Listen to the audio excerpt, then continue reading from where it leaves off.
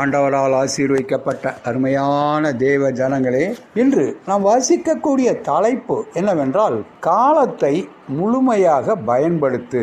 கோடை காலத்தில் சேர்க்கிறவன் புத்தியுள்ளவன், அறுப்பு காலத்தில் தூங்குகிறவனோ இலச்சையை உண்டாக்குகிற மகன். நீதிமொழிகள் 10வது அதிகாரம் 5வது வசனம். பள்ளிகளை நம் வீடுகளில் பார்த்திருக்கிறோம், அதன் செயல்களையும் அறிந்திருக்கிறோம். ஆனால் அதன் நுண்ணிய செயல்களை எத்தனை பேர் ஆராய்ந்திருக்கிறோம் என்று சொல்ல முடியுமா?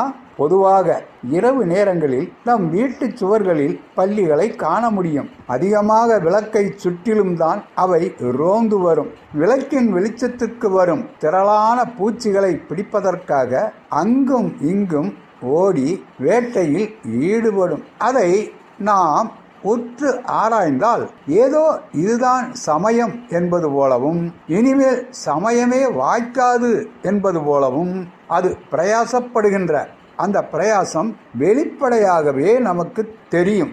அதன் வயிறு முற்றிலும் நிரம்பியதாகவே தோன்றும். ஆனால் தொடர்ந்து அது வேட்டையாடிக்கொண்டே இருக்கும். பள்ளியை பற்றிய நுண்ணிய ஆராய்ச்சி என்ன சொல்கிறதென்றால், வெளிச்சம் உள்ளவரைதான் பூச்சிகளும் வந்து மொய்க்கும் என்பதை பல்லிகள் அறிந்திருக்கின்றன.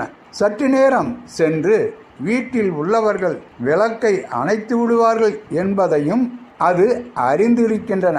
விளக்கு அணைந்த பிறகு பூச்சிகள் வராது, அதைத் தொடர்ந்து விடிந்துவிடும். அப்படியானால் பகலிலும் பூச்சிகள் கிடைக்காது. அப்புறம் அடுத்த இரவு வெளிச்சம் வந்த பிறகுதான் உணவு என்பதை அறிந்திருக்கின்ற பல்லிகள் அந்த விளக்கு எரிந்து அணையும் நேரத்திற்குள் எவ்வளவு வேட்டையாட முடியுமோ அவ்வளவையும் வேட்டையாடுவதற்காக அந்த பல்லிகள் தங்கள் முழு பலத்தையும் பிரயோகித்து வேட்டையாடுகின்றன.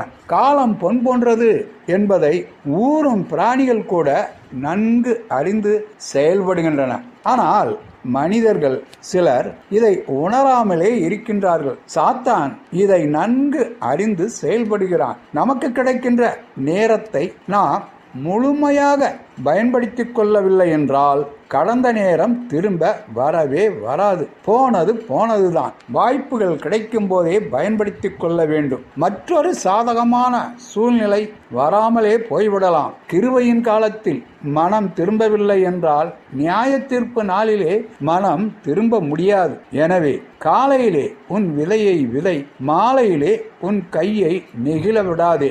அதுவோ இதுவோ எது வாய்க்குமோ என்றும் இரண்டும் சரியாய் பயன்படுமோ என்றும் நீ அறியாயே.